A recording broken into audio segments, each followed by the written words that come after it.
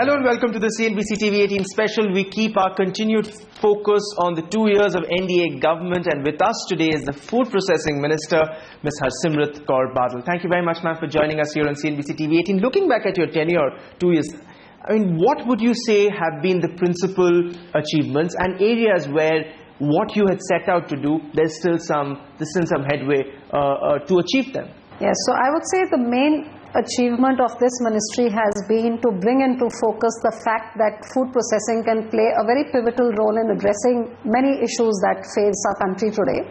If we talk about farmer stress, and we talk about the PM's vision of doubling the farmer's income, I think the only way of doing that and removing the farmer stress is somehow farmer needs to value add to what he's growing, so to supplement his income. So value addition can only come with food processing. If he's growing a tomato or an onion, or whether it's a wheat or a rice, he needs to value add to that and supplement his income. So food processing plays a very important role in that. The more this industry progresses, the more the demand for the farmer's crop processes.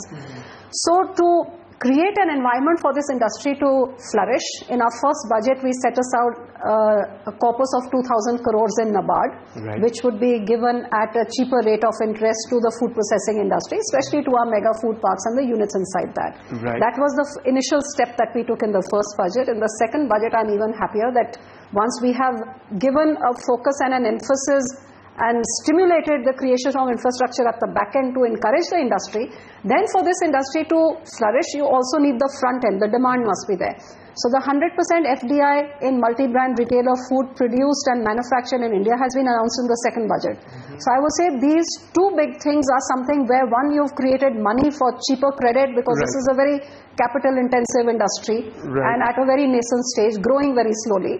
We've done that. And the second budget, by bringing in FDI, allowing FDI multi-brand retail in food, is going to give it that kickstart so that the opportunities are there. We have, and we'll talk about FDI in multi-brand food retail in just a bit. So essentially you're saying the philosophy now is that if this target has to be met, doubling of farmers' income in the next 5 years, it cannot be through just production. They need to also claw up the value chain. Absolutely. And this is a sector that has been growing faster than industry and manufacturing, despite all the challenges of no infrastructure, critical gaps in the infrastructure, low processing levels. Despite this, if agriculture in the last you take the 5-7 years, the way it's been growing, if it's at 3.3, manufacturing 6.8, this has still been growing at 8.4. So despite that, so if you give it a little bit of stimulus, it's got the potential to grow much faster, because today our country is one of the largest producers of food.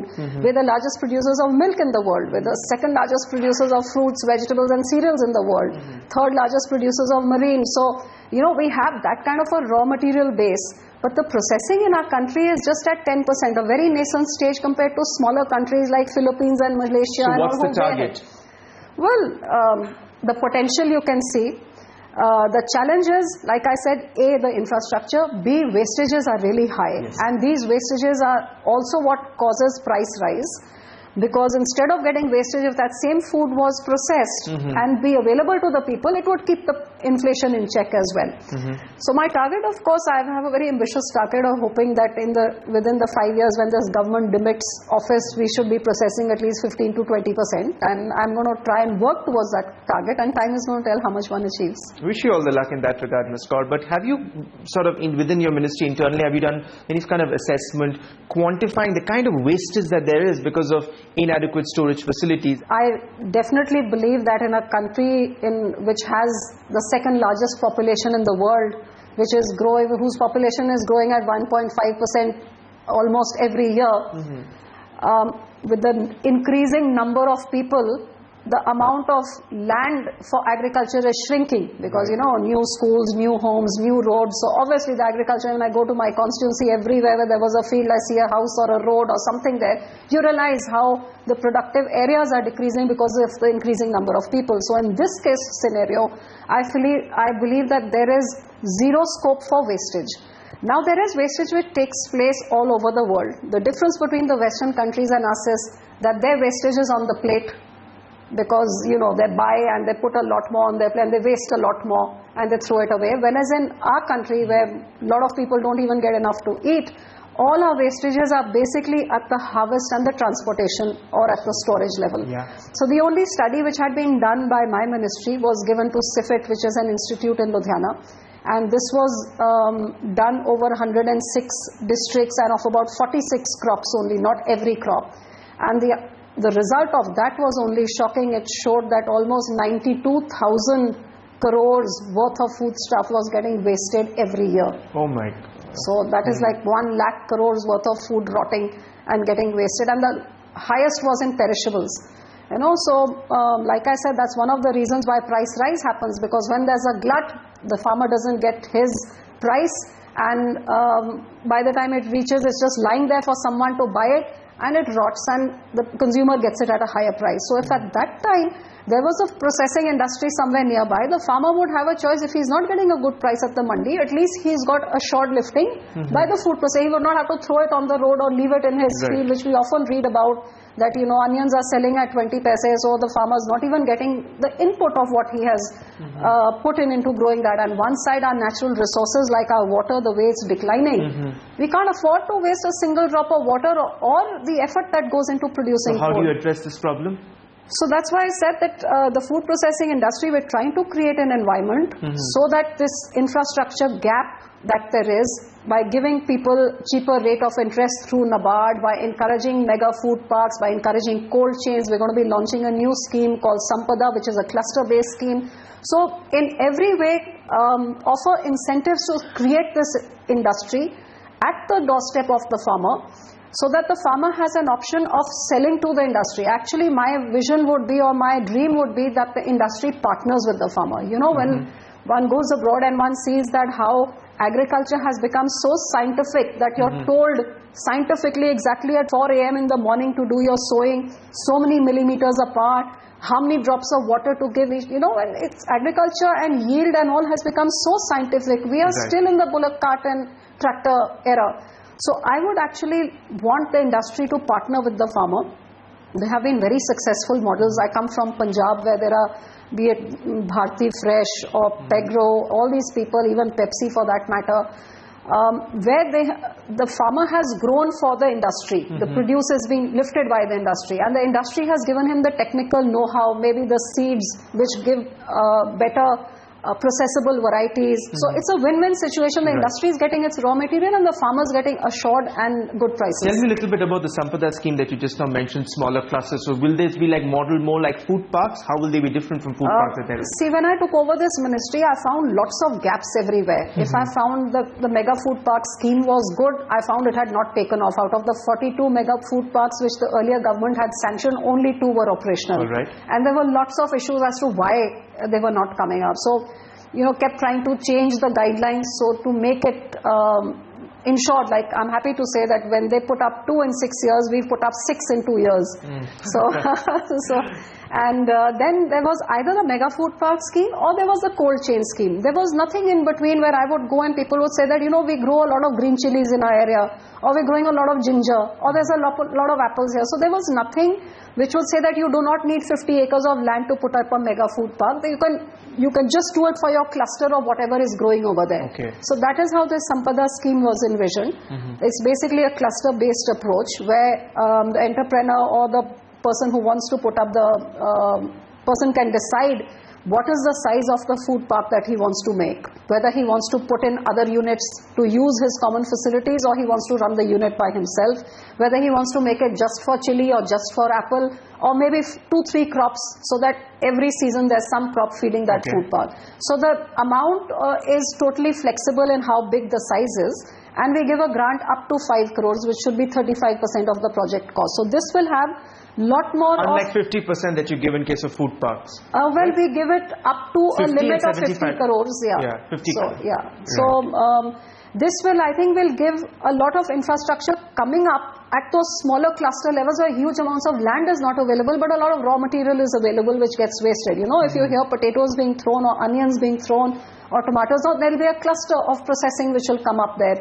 And I'm actually hoping that, and I'm going to try and somehow build it into my guidelines also, that preference is going to be given to farmer groups that make a consortium or make a group or make a cooperative, so that entrepreneurs from the farm, couple of farmers in 10, 12 farm villages get together and open up this thing to process what they are producing. Tell us now, let's get back to the FDI in food retail. So you have made this interesting proposal that 20% need to be invested, okay, in the back end, in processing, cold storage. What's the, I mean, has Commerce Ministry agreed to this view? What are the dialogue that's going on now, the interministerial dialogue that's taking place currently?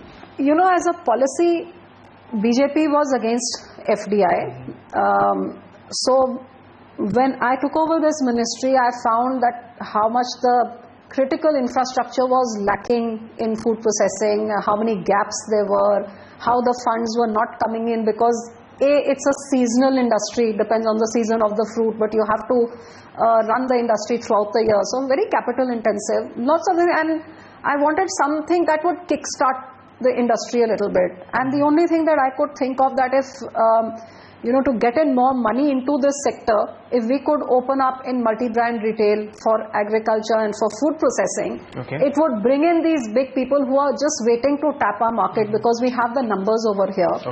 And if we could get foreign money to create infrastructure at the rural level, it would help it in a, you know, in a kickstart, kind of give it that stimulus that one is wanting to give, but still moving very slowly. So that's how I wrote to the Prime Minister and suggested that there be a rethink on this, and if it's not in everything, maybe a policy, but if allowing it in one sector will help the farmers who are the backbone of this country, it should be thought out, and I'm very happy to say that you know, everybody realized that and everybody supported it. Which so is that why, will that now be part of the policy? So my whole intention of bringing in the policy was not to allow foreign investors to come and pick our wallets and make the multinationals richer. My entire focus was that the fruits of the benefit of this FDI policy reaches the farmers, and they reap some of the profits of this as well, with infrastructure creation and with maybe technological transfer or some kind of. So I had suggested that there be a rider that whatever FDI comes in for multi-brand retail, certain amount must go in at infrastructure creation at the farm level, or even upgrading the farmer agricultural technological know-how, machinery, whatever kind of way, whether you want to, you know, however, that's up to you, but back-end infrastructure at the rural level is a must for a certain percentage.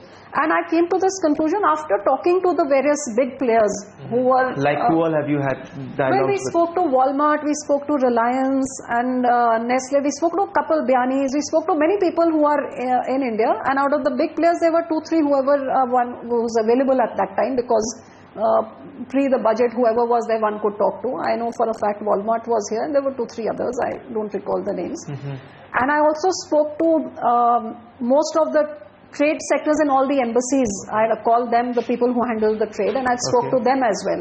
And everybody said that they don't have an issue, because anyway they would need to probably set up something like this. So by making it mandatory, it would just happen that much faster.